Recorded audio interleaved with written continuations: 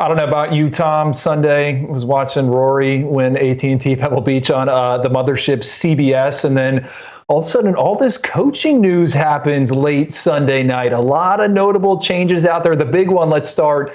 Ryan Grubb expected to be the next offensive coordinator at Alabama. He coached with Kalen DeBoer there at Washington, helped Washington make it to the college football playoff final. This is a recruiting roster management podcast, so we can get into the play caller in a second. But Ryan Grubb, the recruiter, what do you know about him? What is Alabama getting at that offensive coordinator position?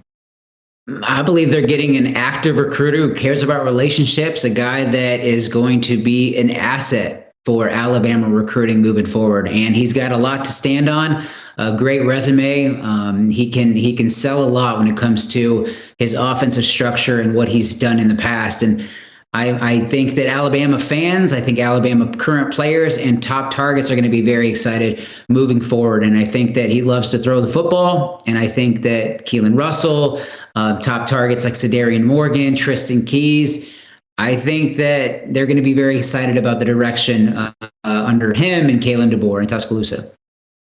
Can I share a cool little nugget here? So let's go back to July, right? So this past summer, talking with Deuce Knight, top 247 quarterback, who ended up signing with Auburn, and we were just going through his whole recruitment. And he told me there in the lobby of the team hotel during check-in, I was just picking his brain on schools. He said if Ryan Grubb had stayed as the offensive coordinator at Alabama, he was going to go to Alabama. That was going to be the school for him. Obviously, he ends up at Auburn. But I thought that was an interesting nugget, especially in this era, where quarterbacks move around. But Ryan Grubb, one of those play callers that does like to relate with kids and kind of build out his recruiting board. We saw that during his time at Washington. Obviously, he steps away, spend some time with the Seattle Seahawks in the NFL. I think for Keelan Russell, this is what you want to hear. This is a huge addition. And to me, kind of like getting my mind going, I think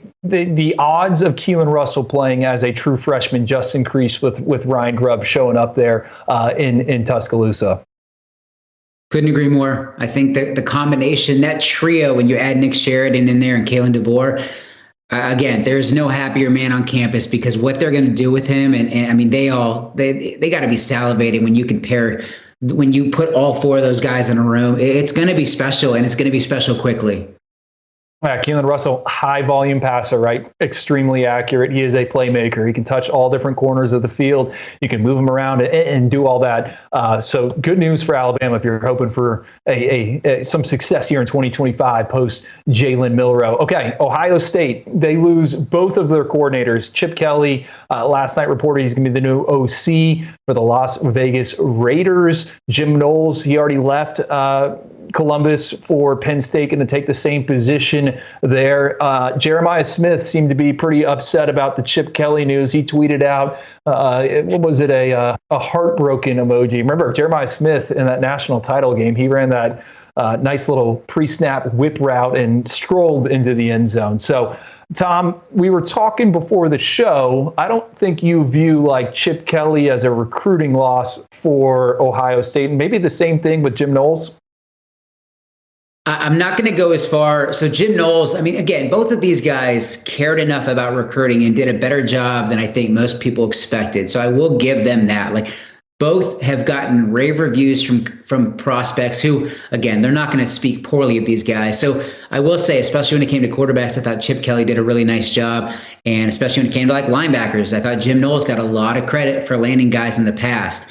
But I do believe there's an opportunity both on the field and away from the field in the recruiting game to upgrade at both of these spots. And for me, it's very simple. I think that Brian Hartline is your guy for OC, and I think James Laurinaitis is ready to be your DC. I think that's a smooth transition. Keep everybody like Jeremiah Smith. Keep all of those guys happy. I think it's in a smooth transition. It's kind of how I felt with Notre Dame losing Al Golden. I thought he could have just made Mike Mickens your DC, but he also wants to bring in Chris Ash to continue developing Mickens. But I think that's the move. Hartline, Laurinaitis, smooth transition. They're ready for the job.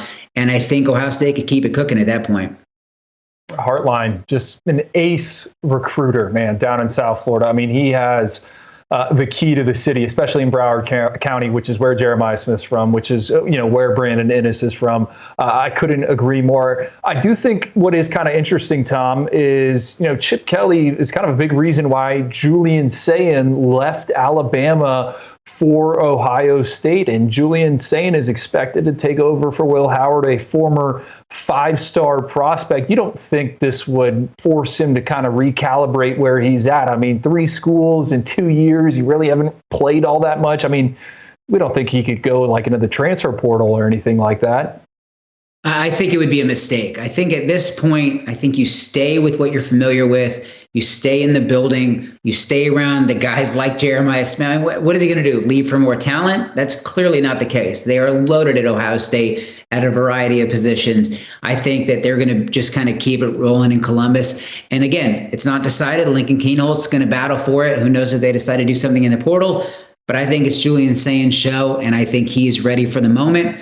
And I think he's going to have a big, big season in Columbus alongside whoever they put in place at OC. Like I said, I would assume it's going to be Brian Hartline, and maybe even give Keenan Bailey, friend of the show. I think you give him kind of an upgrade. So we'll see what happens, but I can't imagine Julian Sayin leaves for any reason, including money. I think he's in a really good spot.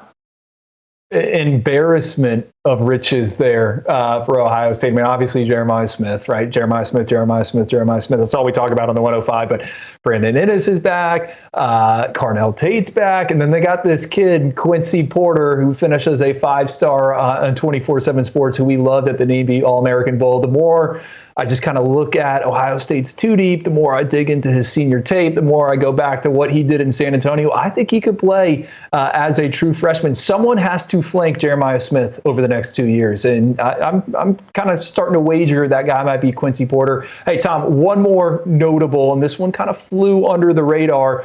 Georgia Tech defensive coordinator Tyler Santucci reportedly headed to the Baltimore Ravens to be the defensive play caller there. Look, this isn't going to make the national headlines, not with the Alabama, not with the Ohio State news, but this is a big blow, in my opinion, for Brent Key, as the Yellow Jackets are trending to be a pest in the ACC. Remember, they took Georgia to 9 overtimes. They beat Miami. I really like what Georgia Tech has done. They just signed their highest ranked recruiting class ever. That included a 5-star offensive lineman in Josh Petty. And a month ago, I thought both of his coordinators were going to leave. I thought Buster Faulkner, the offensive play caller, I thought someone was going to poach him. And I thought Tyler Santucci was going to end up at another college. But now he leaves for the NFL.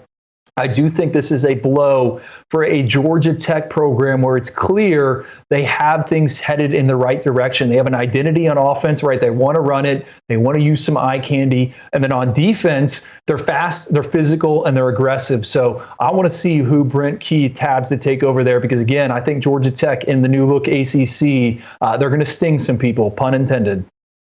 And I'll be quick about this, but Tyler Santucci leaving for DC at Georgia Tech to linebackers coach for the Ravens. Some people look like, is it kind of a downgrade? It's not. I think this guy's going to be a head coach at the collegiate level within the next 5 years. He's on a rocket ship.